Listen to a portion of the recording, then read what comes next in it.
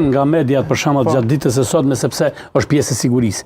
Asnjë nga mediat nuk e ka trajtuar se tani e ndjera ka qenë sistemuar në bazë ligjit punës, ka qenë kompania duke pagu kontributet e saj, nëse ka pas sigurim shëndetësor. Askush, sinqerisht, edhe ne, duke filluar nga unë. Prej kuj mi morë informaciona? Pa administratat, po prandaj unë thash, jo transparenca. Jo transparenca i nderuar. Informacion private. Jo transparenca i nderuar është vetë jo siguria. Dhe unë kam frikë herë se njerëzit po dojnë me shndërru Kosovën në një eksperiment vërtet rrezikshëm. Nuk e kuptojnë që transparencë do thotë siguri.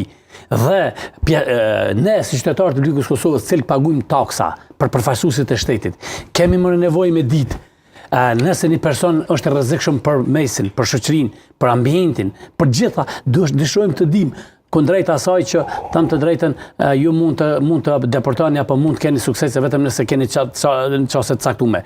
Unë kam parë edhe rrjedhjet e informacioneve, kur prokuria ka për disponim me dënu një person caktum, janë tek mediat caktum ose gazetar caktum. Nuk bëhet një angazhim i përbashkët mediat të cilat dhe gazetar të cilat janë të akreditum dhe janë të licencum të pajisen me informacion në mënyrë që kemi një besim fillimisht ne cilët merremi me jetën publike e pastaj qytetarët e Republikës Kosovës dhe të largohet mendimi rreth vetëgjyqësisë.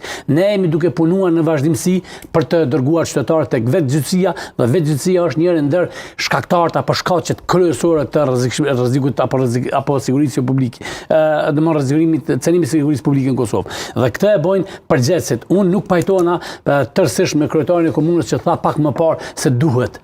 Nëse duhet ne atëherë po i shujmë policinë, bëjmë në baza vullnetare. Nuk lihet siguria, drejtësia në vullnetin e shtetërorë. Deklarimi i Zoteleza e po më përshtypjen se kur na jena të jetun në Skandinavi. Halatën ana periudha ose në YouTube ngohet kong për kanunin e Ligë du Gazinet, kong se rrjedhën PV Pravtina, halatën na hakmorja dhe zakmorja shumicën e shtetet Ballkanit edhe sidomos Kosovë dhe Shqipëri është shumë prezente zgjedhja e problemeve vetë. Vetëgjyqësia. Na si popull ende e kena në gjën, ende jetojna me krenari edhe i respektojmë, kjo shoqëni i respekton njerëzit, cilët e morën vetëgjyqësinë dorë. Unë e kam pas një rast të tregoj një rast, ju lutem që mos dalem vetëm. Po vetëm shkurtimisht, për shkak se kam edhe disa pyetje. Unë kam pas problem me kushërit e me i bind, me shku me deklaru, me raportu rast, sepse janë të bindur që ka çka në raporton se s'merret kush me atë punë. Dhe kur doni delni si media, po inkurajoj dhe po kërkoj nga media dhe dalin të bëjnë intervista se sa qytetarët kanë besimin, guximin dhe inkurajimin për denoncu duke fillu nga presioni, se presioni fillon deri te kanosja, presioni shtrëngimi kanosja edhe rreziku vërtet i jetës. Nëse këto 4 rrugë në që fillimet e para ndërpritën, besoni që siguria publike do të jetë në vendin e dur dhe jo ne të merremi me çështën e veriu deri sa e kemi vërtet sigurinë publike të cënuar deri në atë nivel. Marina, ka një interesim shumë të madh sa i përket 3 fëmijëve. Çfarë ka ndodhur me ta? Si dhe një informat nëse veç e keni, a është bashorti i punësuar? Bashorti viktimës. Bashorti viktimës se shihet edhe në vend xorjes, ai vjen prej punës, domethënë me tesha të punës. Vjen mirë, po financia njëri prej gjendja në fakt gjendja financiare e tyre. Mesatare, njëri prej fëmijëve të ndjerës është futbollist, domethënë se shihet luan futboll është djali i rritën. Çfarë moshe kanë fëmijët? Nuk e di të tjerë, po ai djali shihet është rreth 20-ave, moshë 18-20 vjeçare.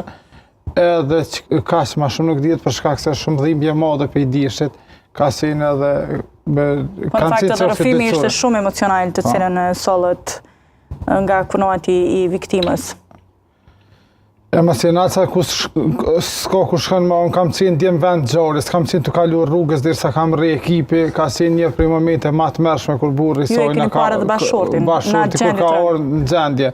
Mandej disa media kanë transmetuar, ne nuk e kemi transmetuar, veda e momente ku shihen 2 trupat e pajet në tunel.